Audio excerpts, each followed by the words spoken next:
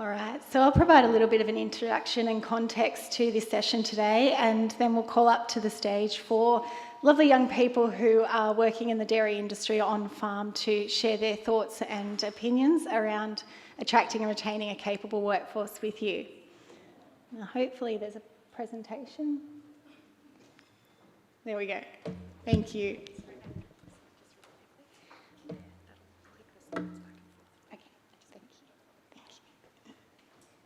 All right. So the National Farmers Federation created a 2030 roadmap in 2019 that provided a strategic framework outlining a bold vision for Australian agriculture to exceed $100 billion in farm gate output by 2030. Within that roadmap, a pillar was identified committed to people and communities, and with a priority there to attract and develop people to match the needs of our sector and adapt to the shifting needs of the future. In that very same year, the federal government established the National Agriculture Labour Advisory Committee, who, after consultation with over 300 organisations, developed the National Agriculture Workforce Strategy. That strategy provided 37 recommendations for government to address, of which 5 were prioritised for immediate action in achieving a more permanent solution to the agricultural workforce challenge. When we look to the research and development agenda of RDCs, there is a clear imperative in the strategic intent of most sectors to address workforce. At the farm gate, the need for a sustainable pipeline of capable people to work in farm businesses is never more present, with the opportunity now available for farm employers to position their business as providing a stimulating, safe and rewarding workplace with clear career progression opportunities. Workforce sustainability has been an unanswered question in agriculture for years, and COVID-19 certainly exacerbated that situation. A coordinated focus on the business of people is required, and that includes the role of farmers as employers of choice, government in providing policy frameworks that enable workforce mobility and capability development, and industry bodies investing in research, development and extension for supporting these activities. Now, in 2020, Dairy Australia conducted some research through their Power of People survey, and it identified that nearly 30% of dairy farm businesses were in an expansion phase of their farm business cycle. A further 12% intended to expand in the immediate future. However, 70% of farm owners and managers found it difficult to recruit new staff. The problem of attracting and retaining and developing a capable workforce continues to be the key handbrake on industry growth in otherwise what is, for most part, expansionary conditions. Our ability, though, to operate profitable and sustainable dairy farm businesses is dependent largely on the workforce we employ and, more importantly, the capability of that workforce to be safe, effective and efficient in the tasks they do. The 2030 roadmap introduces the concept of farm brains, stating that each year the skill level we demand of our employees grows. We no longer need farm hands, we actually need farm brains, and we need the qualifications and the training to match that. It could be argued that we have always needed farm brains. However, the rapid growth of individual farm businesses, and with that, the complexity in more recent years, dictates that we as a whole of dairy industry now need to prioritise in attracting and developing not only a skilled workforce, but a capable one. Providing clear and seamless pathways for developing the capability of our people, and in doing so, we can offer a competitive value proposition for attracting those new to our industry. I'd like you to take a moment to think about what capability actually means versus skill.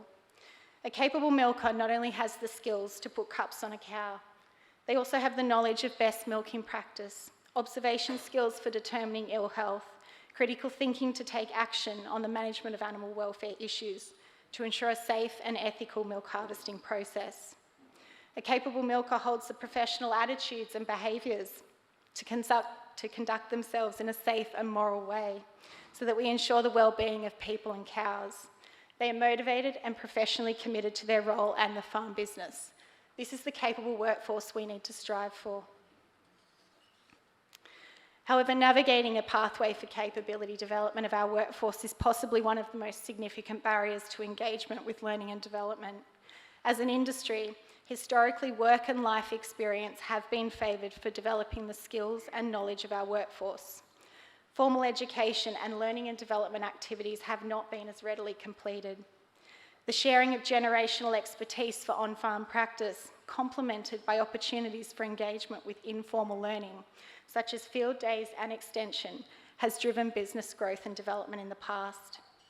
However, as we continue to move into an era of larger, more complex farming, there is a renewed opportunity for the dairy industry to position itself in the employment market with clear and seamless career pathways that are underpinned by capability development and draw on a broader range of learning experiences. We must look to previously underutilised opportunities in vocational education, universities, and education partnerships with our industry colleagues to complement this valuable work experience and the value generational knowledge that we gain from within the farm business and within the farm gate. Professor Jim Prattley in 2020 highlighted the opportunity for post-school formal education to play a role in capability development of the agricultural workforce. Whilst agriculture has traditionally lagged behind other industries in the level of post-school qualifications, the complexity and sophistication of modern dairy farm businesses calls for a renewed recognition of the high level of capability required of our workforce. This provides the opportunity to reposition a career on farm as offering the challenging, stimulating, and dynamic workplace sought by the emerging 21st century workforce. Never again should the words "just a farmer" be the tagline of agriculture. In 2021, the Learning and Development team at Dairy Australia, in partnership with Western Sydney University and farmers, created a dairy farming capability framework. The framework identified 9 core capabilities required of people working in any role on a dairy farm. It also articulated 5 stages of capability development that an individual would navigate as they progress in seniority within the business. This framework provides for the first time a way for industry to clearly articulate in a unified way what is required in terms of the capability of our workforce. In doing so, the framework provides a basis from which we collectively as an industry can begin to navigate and map learning experiences, aligning them to role on farm and the capability requirements for providing a clear and supported career pathway. I'd just like to highlight there the people that were involved in that capability framework, in addition to the farmers that were involved in the workshops as well.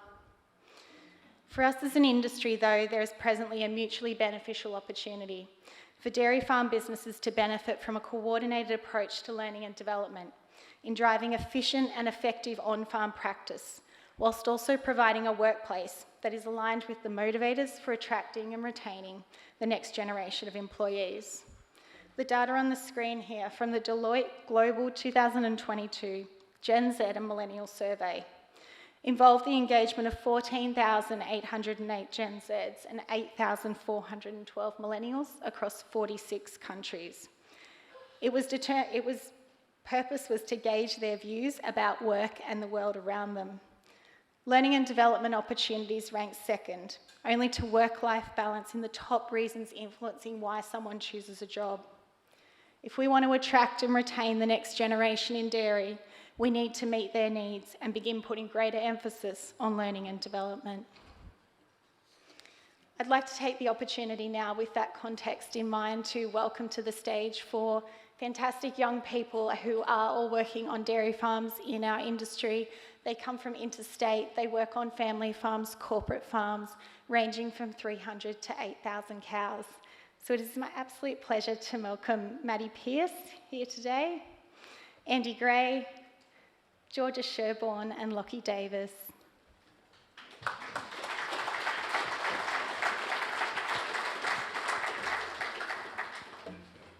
I've got a few questions for these guys to share with us their thoughts around attracting and retaining a capable workforce such as themselves. There'll also be an opportunity for questions from the floor. So if you do have some, please, as we go along, keep them in the back of your mind and we will have an opportunity to discuss. But first of all, I think it's important that we hear a little bit more about who these people are. So I'll give you an opportunity to tell us each who you are, what you do, and where you're from. Awesome, thank you, April. So my name's Maddie. I am a current PhD student within the Dairy Up program, and I'm also a barn supervisor out at Moxie Farms, which is in Goolagong, New South Wales. So right where the floods are prime at the moment.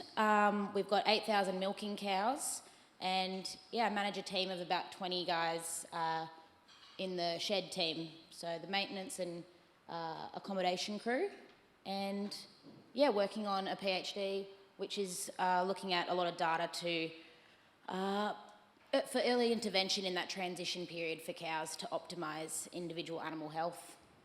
Wonderful, thank you so much. And we might, if I can get the clicker right, skipped over you, Andy, you're not important.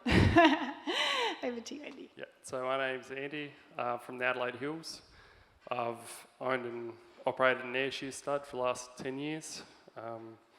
Moved into state to study at the University of New England, and now I'm back down between South Australia and Victoria working for Aurora Dairies in their graduate program.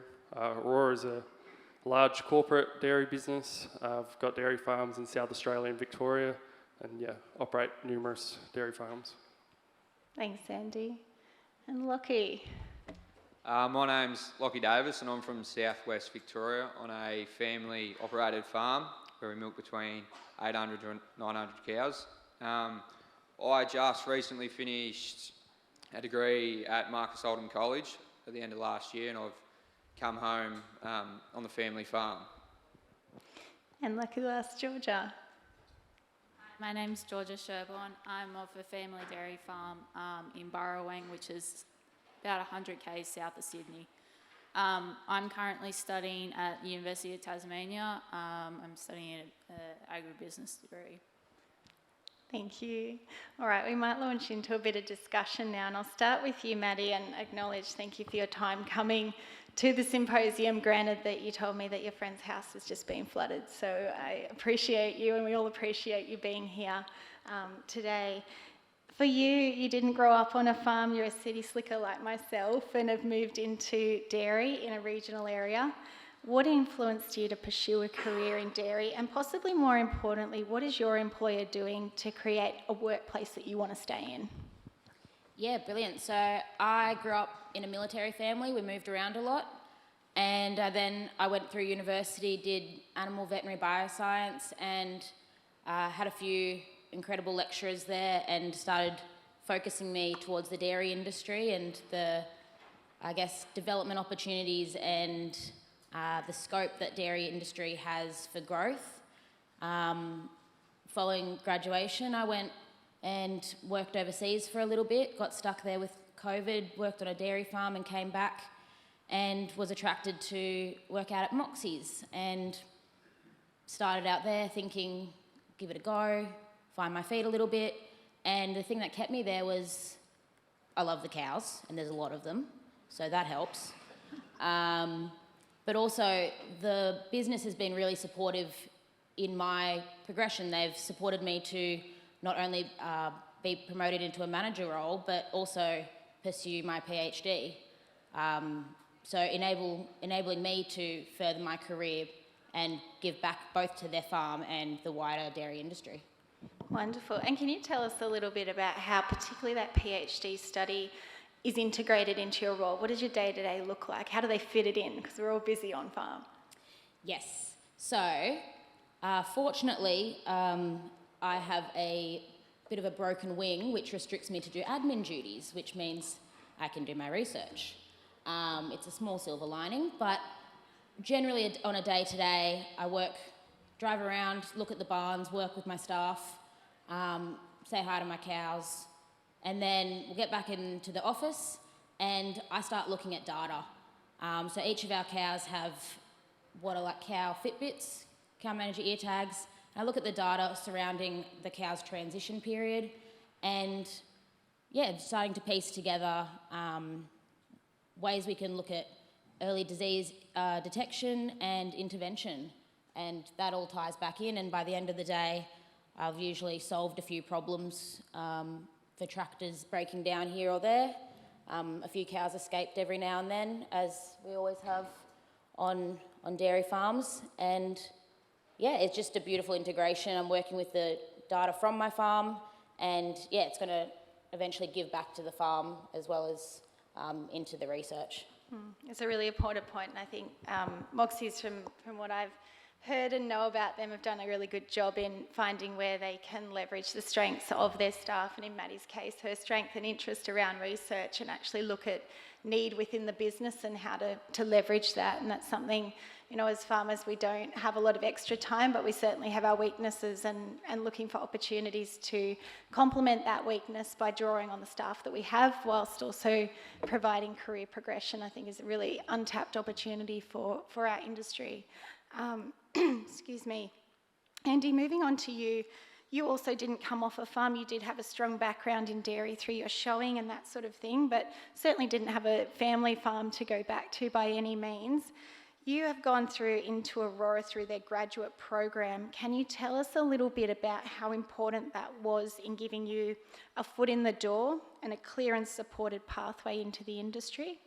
And how can we be more proactive about that? We can't all have graduate programs, but where are the opportunities for an in? Yeah, I think for me, I always wanted to be involved in the dairy industry. At home, we've got 60 acres, which my grandparents ran as a dairy farm back when you could milk 60 cows. And then we've got beef cattle. I've got my dairy heifers on it. But yeah, for me, so I went to an ag high school, then went on to uni at Armidale and studied Bachelor of Business and a Bachelor of Agriculture. And I was kind of looking for that next step, and I really enjoyed the idea of the graduate program, a structured program where you're going to be getting exposure to a business in different facets of the business. So the program's broken up into three placements. So you've got 8-month placement on an irrigation farm, 8 months on a dry land, and 8 months in the office. And for me, that was really good because it ties in the whole system, because it is different. I'd previously worked on family farms, and then when you're dealing with groups of farms and regions of farms, it comes with different challenges, and I think it was really good because the diversity of your day is something I really enjoyed, and the different projects and capital expenditure projects that we've got going on is really, really exciting, and just interacting with all your managers and the sense of community you get between your farms. So with the graduate program, I think, like April alluded to, it's quite unique in the dairy industry, having the capabilities to run one. But I think just that ability to offer a structured learning and exposure to different areas in the industry is really, really quite valuable. And I'm not sure there's much else, but no, that's perfect. And actually, you've touched on something really important there, that share as much as you're willing to. But Andy was telling me he's based in the Melbourne office for Aurora Dairies at the moment, and if you can share some of the work you're doing with the investment team and I guess those types of projects that you work on. Yeah, so for our office rotation, we've got two main areas. So you've got the farm operations, which is the commercial operations of the business. So that's your day-to-day. So that's working out your grain tenders that's coming up. That's organising vehicles and vehicle replacement programs.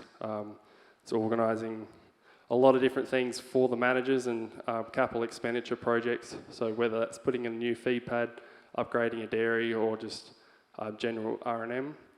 Then the other side you've got the investment management team. So we're going through quite a big growth phase at the moment, and we're looking for more opportunities to expand and grow our milk pool that we're producing, and looking at different regions. So that's really exciting. You're looking at properties and you're seeing how it stacks up, looking at the return, and then trying to persuade the investor that it's a good idea and that the return's going to be pretty close to what we're forecasting. So that's all lots of opportunities, and looking at margins and knowing a lot more of the details and the data that we're collecting from our farms, which is, I find really interesting, seeing how it all stacks up. And how important has that been in keeping you retained within that farm business? I know you spent 2 rotations on farm as well, so you've certainly had the hands-on operational part of it, but this exposure to this side of the business, how's that added value when you could have gone and worked for the Rabobanks of the world, the NABs of the world, any other agribusiness offering? Yeah, I think knowing what goes on in the office and then tying that in with your farm and being on farm and working on farms before you, it's the exact same as every other farm. So it's really good to know what processes we do. We've got a really strong OH&S and safety focus for us. We employ a few hundred employees, so that's probably the paramount number one thing that we're focused on, is that everyone gets home safely. So that's all different things that when you start looking at your past experiences on some family farms where OH&S probably was more work it out for yourself rather than have a structured program there. Yeah, it's been really valuable. Thank you, wonderful. And Lacie, we might move on to you into our family farming section. I suppose you have grown up on a family farm down there in southwestern Victoria. So I'd like to talk to you a bit more about retention, because half the work is done with the people that are born on farms. We don't need to attract them. We've done that by the sheer fact that you've grown up on a farm. How do we do a better job of retaining them? And my question to you is, can you tell us a bit about your experience staying on farm, why you've stayed, and what have been some of the learning and development experiences that have shaped you in your work now? Yeah, well, I guess like I've grown up on a farm and loved the farm since I could walk, and I was probably never a big one for school. I always wanted to probably leave as early as I could, and Mum and Dad sort of kept getting me one more year, and then I sort of got to the end, and I was probably a little bit more mature by then, and I was coming home on the farm, and I thought to myself, like I've over time I've watched Dad grow the business from here to here, and thought, I don't kind of want to just come in, like what can I bring to the business that we kind of lack? And that's when Mum mentioned to me about maybe going and studying at Marcus Oldham College and learning more the business side of it, because it probably wasn't Dad's strong point. And at first I was a bit nervous about it all, because I definitely didn't love school, but I began studying there in 2019 and absolutely loved it. The things that I kind of learnt there that you just probably wouldn't think to learn, and like being offered the opportunity, I suppose, to even go there, and the opportunities I've now had through Dairy Australia and things has sort of just taken my opportunities and my future to a new level. And I suppose now I've come home on the farm and I've graduated, and you're making decisions, but you're making them with a bit more confidence, and it's good because you're bringing another thought to the table with like working alongside with close to Dad. I suppose now he kind of listens to you because you've got a level of knowledge as well, so you're sort of always bouncing ideas off one another, and it's not more I'm just purely learning off him. So yeah, I suppose like my decision to come home was quite easy because I loved it, but it was more the higher level education that I at first was sort of didn't know about, but plays extremely high value on it, because I think to be at the forefront of the Australian dairy industry, you need to be well educated, because we all run potentially multi-million-dollar businesses, and we need to get it right, and we need to minimise the error where we can. In terms of the other half of the question, how have we at home made it a rewarding place or attract staff? I suppose we're undergoing an expansion phase, so we've had quite a few more employees come on in the last year. I suppose we've kind of mainly looked at it because it is so hard to attract people, is we've tried to emphasise on it's as employers, it's not all about us. We portray, we want to know what, like when we put someone on, what they want to get out of it too. What are their goals and ambitions in life? For some that might be just work as hard as they can, earn as much money, and go and buy a nice car or a house. But for others, and like with a young fella there at the moment, he wants to go through AI courses and just further his knowledge. And one day that might mean him go off and share farm or do something himself. But we emphasise on trying to provide the best opportunity on farm for whoever. And I suppose within that too, like the way that the community perceives you is you want people to come and apply for jobs on your farm, and you want to attract good young people because you want to talk. That's an unreal place to go, and you're going to learn and you're going to continue to develop, and there's plenty of opportunity out there. So it's probably sort of the way we try to go about things now. Yeah, wonderful. And I should say, for someone who didn't like school, Lacie was the dux of his graduating year at Marcus Oldham College, which was a fantastic achievement, and we were all really proud for the dairy industry because there was, I think, only 3 of you out of a cohort of about 40 students that were dairy students. So it was great to see Lacie have that achievement. Georgia, I'll pass over to you now. And you have also grown up on a family farm, and I know your mum is here. I can't even spot her now. Hiding over here, proud mum. And your family are all very passionate about farming. I know you've always been quite committed to keeping the family farm business going, and you've got your brothers also working alongside you. You're someone who has recognised, though, the need to continually develop your capability. I've seen you at a lot of extension, and you generally engage in a lot of learning.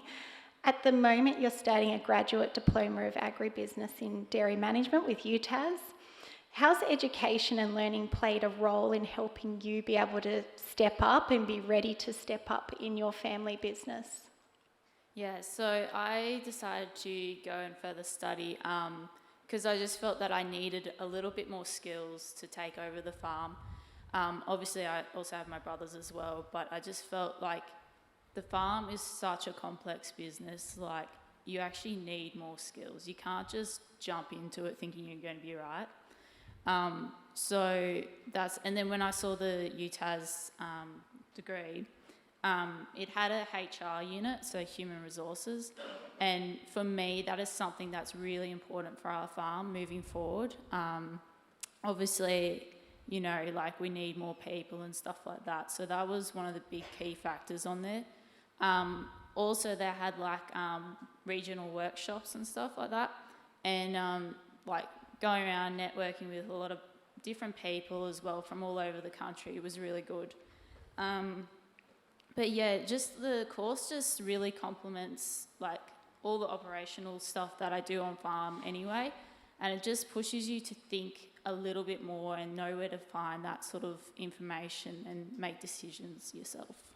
Yeah, wonderful. And I know I had a good conversation with Georgia about confidence and how that particular learning opportunity has given you a lot of confidence to speak up when your parents are making management decisions and be part of that conversation, perhaps in a more meaningful way, which is, you know, a really great outcome to see. Now, we might pass over to the floor now because I think I've asked a lot of questions, and I know there is a roving microphone, but I'll open it up for questions of the panel.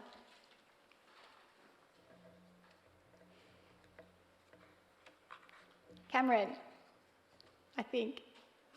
Yes? Far away. There is one around somewhere. Oh, we've used them all. Okay. I'll grab one and take it down the back.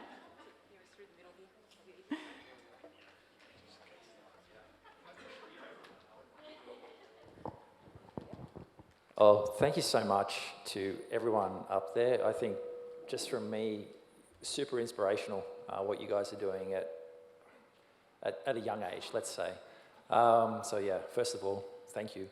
My question to each of you is around the spark. You know, when was the decision made to get into the dairy industry? I know, Maddie, you were talking about some fantastic lecturers at the University of Sydney. Just if you could elaborate a little bit on that. But to everybody up on stage there, you know, what is the spark that got you into the dairy industry, and I think if we could clone all of you and replicate that over and over again, I think the dairy industry would be in a really strong place. So my question is, how do we clone you? What's the spark to each of you?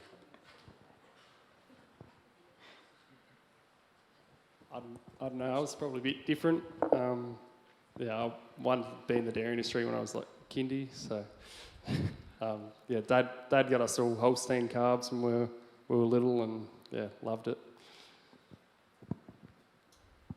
So for me, probably because it is my family farm, I do feel that connection to the actual farm. I'm not sure how you make that spark to anyone else, but for me, it's my home. That's where I want to be. I guess, like I said, I've always just loved the farm and love the cows and growing crops. So I guess, because I do love it so much, I guess I had a sense of ambition and drive to not just come home and run the family farm, sort of try and better it and keep driving it to get it to newer and higher levels, because like I said, I kind of want to put my own attributable statement piece on it and make your own name a little bit, I suppose.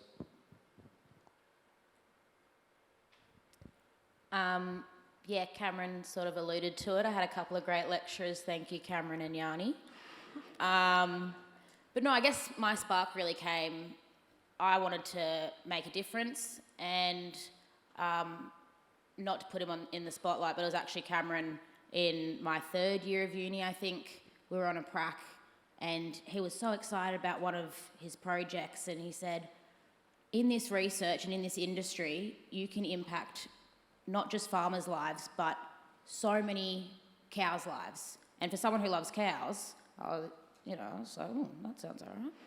And then started following that, and it's an industry where you're hands-on with the animals, but it's got so much scope for development and growth with that data, with that the technology that's coming through, and that sort of little spark of, I think I can make a difference here, and then having some great mentors to sort of guide that along the way, that's sort of where it hit for me. But no, my family have no clue why I'm doing it. They think I smell all the time, and I just love it. Did you want an answer out of me, Yanni? Sorry, Cameron. Guys, look, I don't want to put a damper on it all, and you're all four positive young champions, but just as importantly, how do you manage the low points?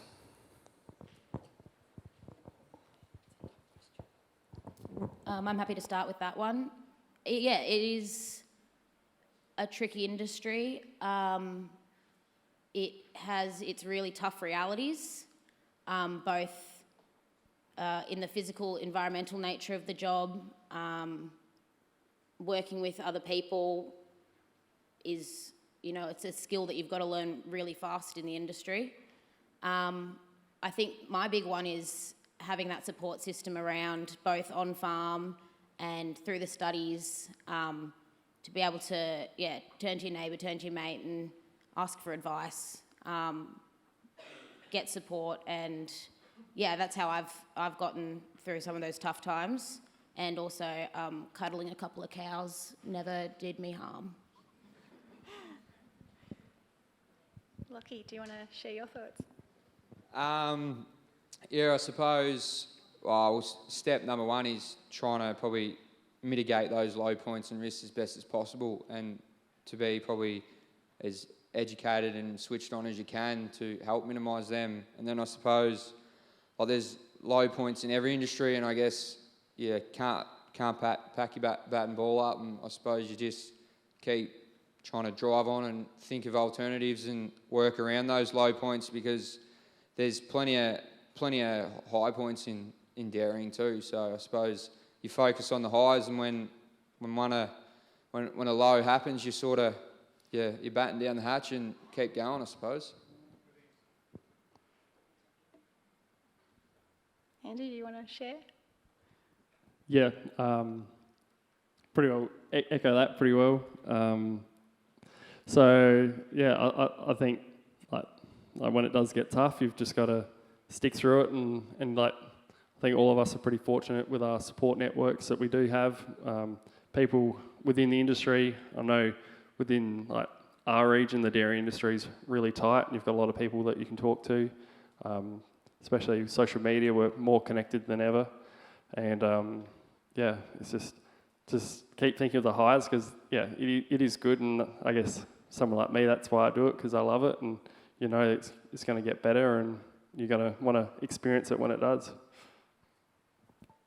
I think you do have to have a certain level of resilience, but I think it's also really important to surround yourself with positive people, because I know a few people who are quite negative people, and you just got to not listen to them.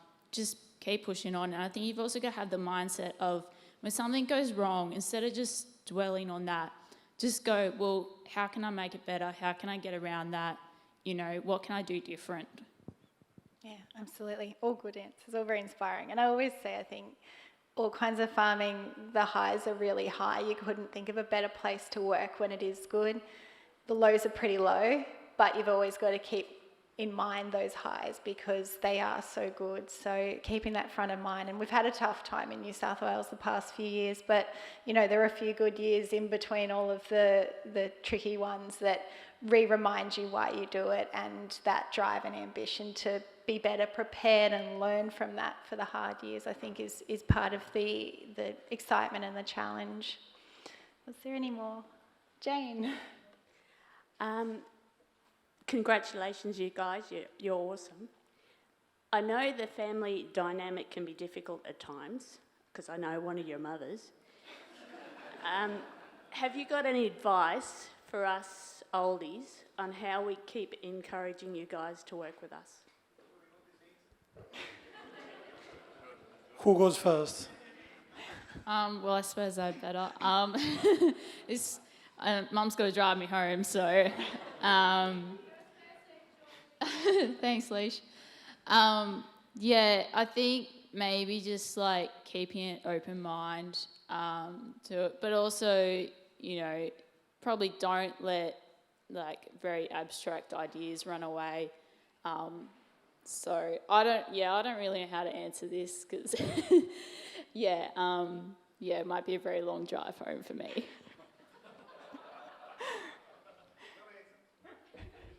Lockie, your 2 cents worth. Yeah, I suppose, like with the way I work with mum and dad, and I guess like I'm very lucky that they're both very open to change and always happy to listen to new ideas. I suppose sometimes they pull me back a bit when something's probably too out there, but it's probably mainly, I guess just being open to change and sort of working together and sort of driving each other with it, I suppose, to get where you both want to get out of it. Do you find off the back of that, do you find that there are frustrating times when you do think that you've got a good idea and you just can't get it across the line? Yeah, there's a couple. You genuinely, if you can't get it across the line, you make dad believe that it's his idea to tell you back.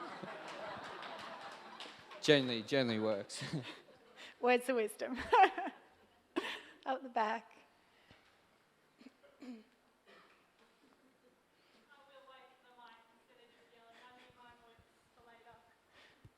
Hi, Sarah Legg, Sydney Uni. It's actually for the 2 farming kids. So, like, maybe it hasn't happened, maybe it's around the corner, but succession planning for you. What does it look like when you have parents working as labour units on farm, and have you started making plans around swapping that out, and do you have any kind of idea about how that's going to look? Because this year we had that happen and we've got 1 labour unit out all of a sudden, and now we're struggling to find an extra person to sub in for milking. What have you kind of built up through your experiences at uni to kind of prepare yourself for that day where it's no longer the parachute of mum and dad, but it's just you and you've got to get it going? Well, I'll go first. So that part of my reason of going to uni was to upskill myself more on the business side. I've probably been pretty lucky that I have been sort of like Dad's personal assistant for quite a number of years. So, all the phone calls and everything he gets, I've always heard as well. So I guess, we have had a few chats. We don't have anything sort of on paper or anything, but it is sort of pushing ourselves into that higher level. And like a month ago, my dad had an operation. He's fine now. It's all good.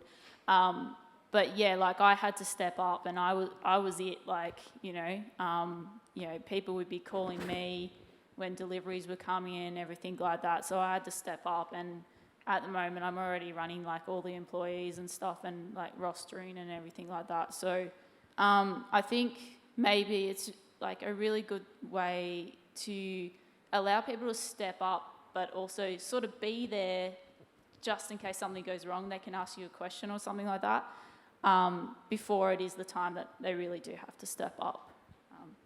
Thank you. For me, I suppose with succession, we've definitely talked around it as mum and dad eventually want to take a bit of a step back.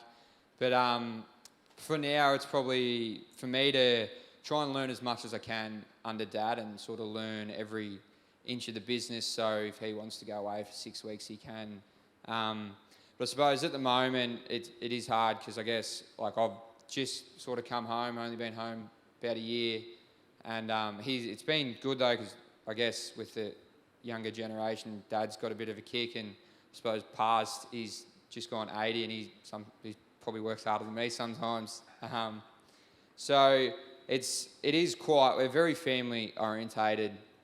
So I suppose like at this stage, slowly go into areas and learn most things. And like I've got 3 sisters, and one's studying to be a vet at Wagga there, and she's very keen on the farm too. So I suppose providing enough opportunity for her to come home as well, because I reckon it'd be awesome to work alongside one of my sisters and run the business sort of with her. So as far as the succession, it's sort of learn as much as I can over probably the next 5 years, and then just allow dad, because he's never probably going to retire, but just then he can go away for might be 6 weeks or 6 months or something, knowing that the business is in capable hands of probably his children. Can I ask Andy and Maddie, for you guys as employees, obviously don't have the succession issue, but what the opportunities look like for you to step up within the businesses that you're in, and I guess advice to employers out here so that they can think about that for their employees? Well, I know the succession's been discussion that we've had. So my fiancée just finished a Bachelor of Agriculture and Bachelor of Law, and she's off a cropping property, and she's focusing in succession. So that's definitely something. But as far as a corporate, I'm very fortunate. One of the reasons I guess I chose it was because you did have that structure, to move up, whether it's through the ranks as to RC, a manager or an operations manager, or a commercial manager.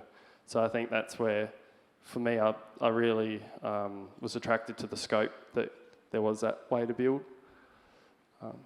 Definitely. And Maddie, for you? So with Moxie's, it is a family farm, but I think at this stage with the 8,000 cows and 300 odd employees, it's a really big family. But it is still operated as a family farm. You've got each manager is taking care of their team, especially, in the tough times like we've got at the moment.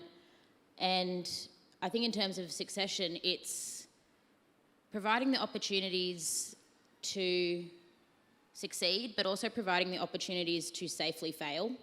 So the consequences aren't so great, but they're enough that the people coming through can actually learn from it. It's all good and well to, do as I say, not as I do, and learn from my mistakes, but we all know that learning from actually messing up is probably one of the fastest ways to get a message through. And so I think in terms of both within a family farm and a larger one is, to provide that scope for growth, with a bit of a safety net, because you are going to make mistakes. You don't want that to be the disheartening low point that you finish on, but you want to actually be able to use that to then grow even further.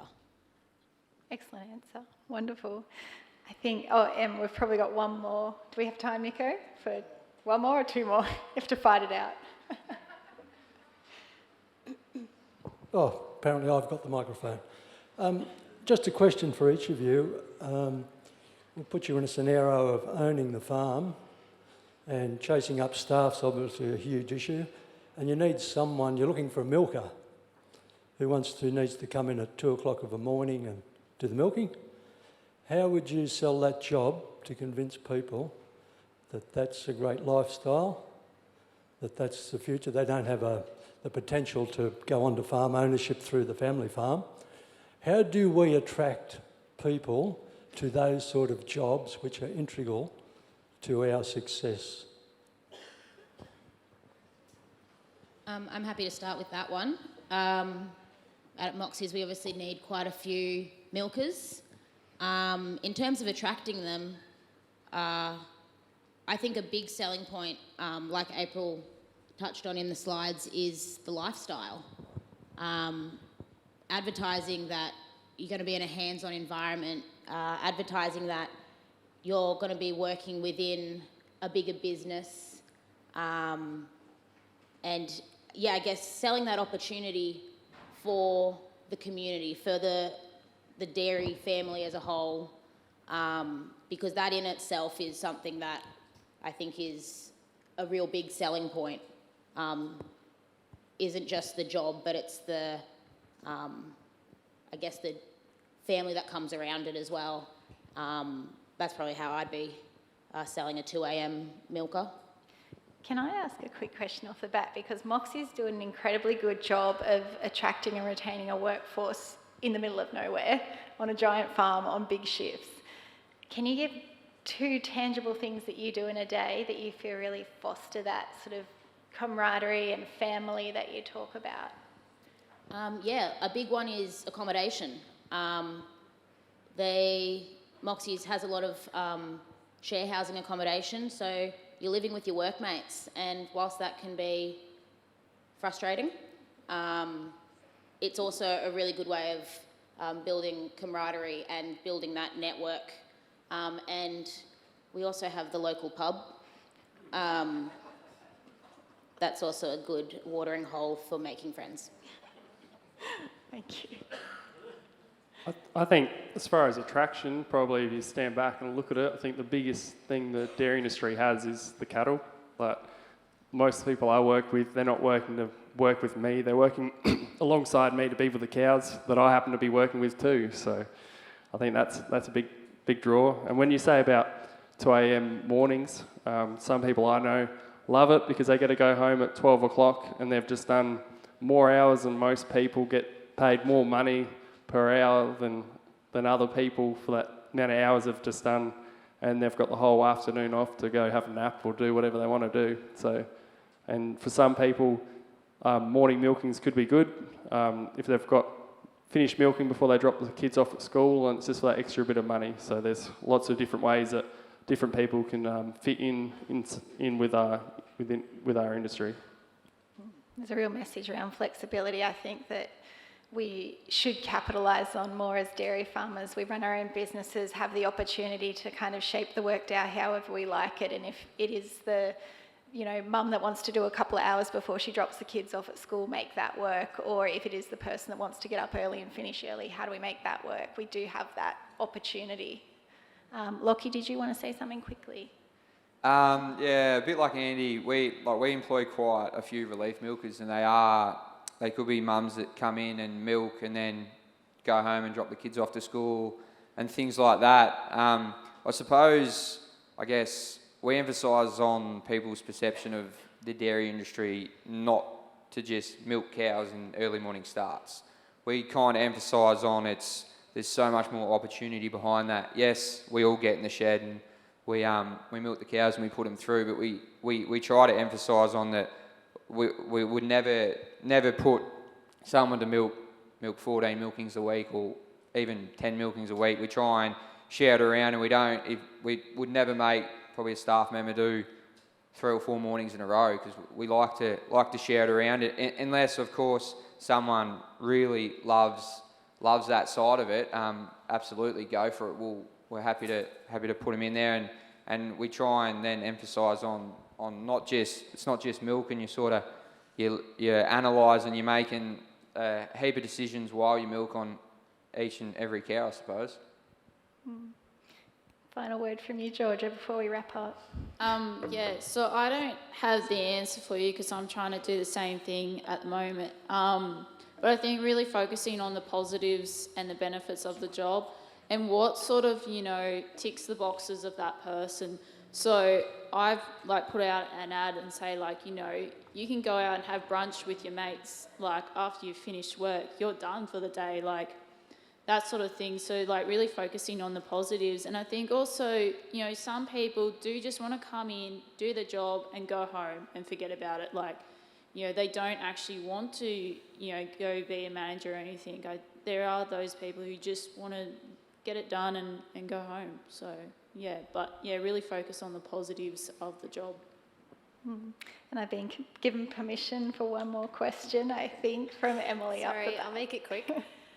So in April's presentation, the work-life balance rated much higher than the financial gain. Is that true of you guys, and what does that look like?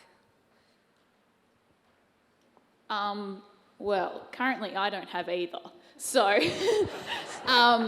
but with some of my staff, I have asked them, do you want more hours? Do you want to earn more? And they've said, no, I'm happy with my 4 days. I'm happy with my split shifts, or, and I am finding that people do want to, they've got to have their lifestyle. Obviously they've got to fund their lifestyle somehow, but I think since COVID and everything like that, I think a lot of people are now rather focusing on, enjoying their life rather than working. I don't know. But you can enjoy your work too, so, yeah. Yeah, we probably have a mixture of both. We've got some staff members that just sort of love work and will work their heart out and sort of are driven by money, which is good in one aspect. And then we have others that sort of love what they do, but they love to balance their work life and would probably prefer to knock off a bit earlier and go and spend the afternoon with the kids and things. And we completely work around that, and we juggle it the best we can, I suppose. Yeah, I think it comes down to enjoying your workplace. I'm sure those stats can change depending if you enjoy your work or you don't. And then it's just that flexibility for your staff, understanding them, and treating them right so they'll treat you right. That'd be my thing. I think the work-life balance is an interesting topic in that when you're in part of the dairy industry, often your work is your life. A lot of people live on the farm.